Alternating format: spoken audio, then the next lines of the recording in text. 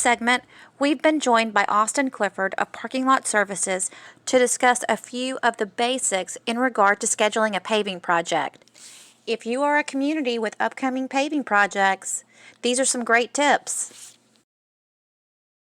Some communities will schedule their projects based upon when they have the most unit owners there on property, because you have a lot of snowbirds involved.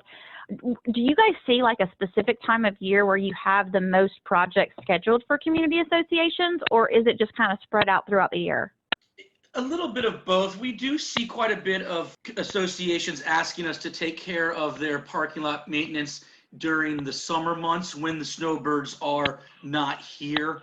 But I will say that, that we're really kind of just been going full force the whole year now, and we're seeing less and less of the, we need to get this done in July because the snowbirds are gone, where, we're working, around the clock all year long, and are seeing, I would say, less of that, but we're certainly still have quite a few folks down in Sarasota that have more, seasonal snowbirds that do want to get parking lot work done during the summer months.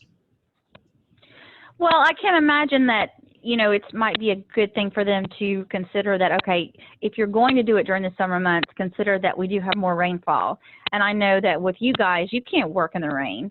So not that you can't work in the rain, not that you'll melt, but you can't do the work in the rain.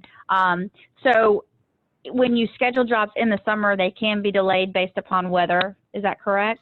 Yes, we do have issues with weather. We have, the seasonal monsoon that we see with afternoon thunderstorms.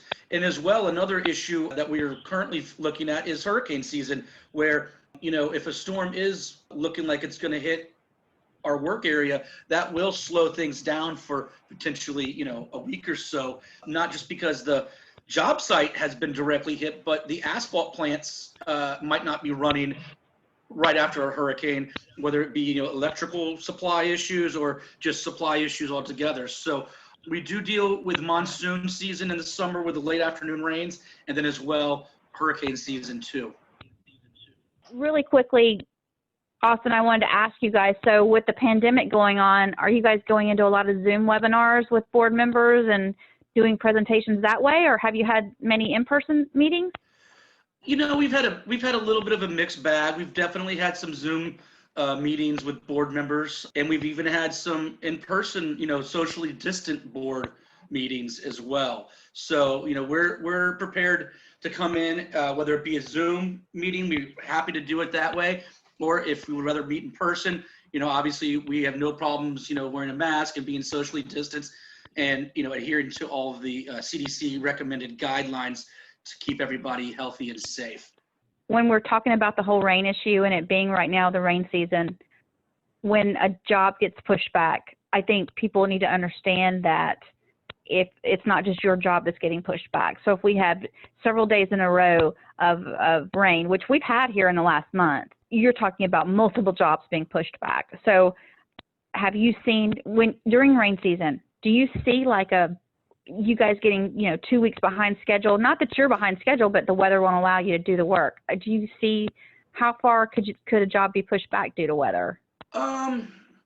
So the way we handle our rain delays is if we have to cancel a job or push a job, reschedule a job due to rain, we reschedule them for our first available time, because we don't push the entire schedule back, because that wouldn't be fair to the people who've been waiting for 2 or 3 weeks for this coming Thursday. That's how we've decided to handle rescheduling.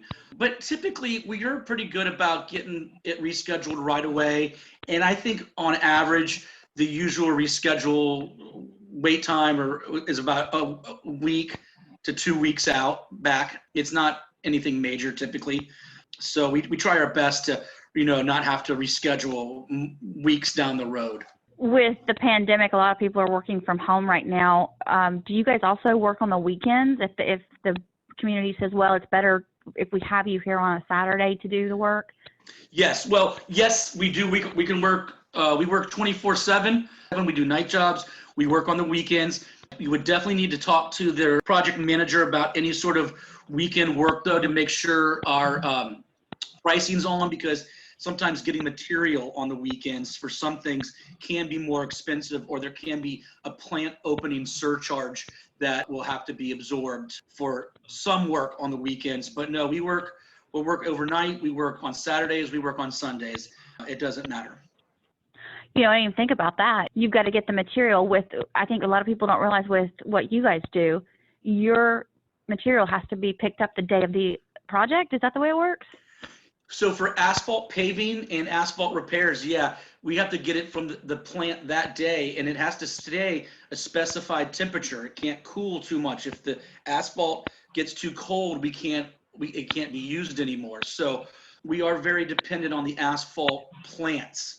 So working on weekends, sometimes there will be a surcharge to get that plant open, or they will charge more money to give it to us on the weekend. So yes, that is, if there is anybody who wants weekend asphalt work, you need to have that discussion with your project manager so that to make sure that the costs are aligned.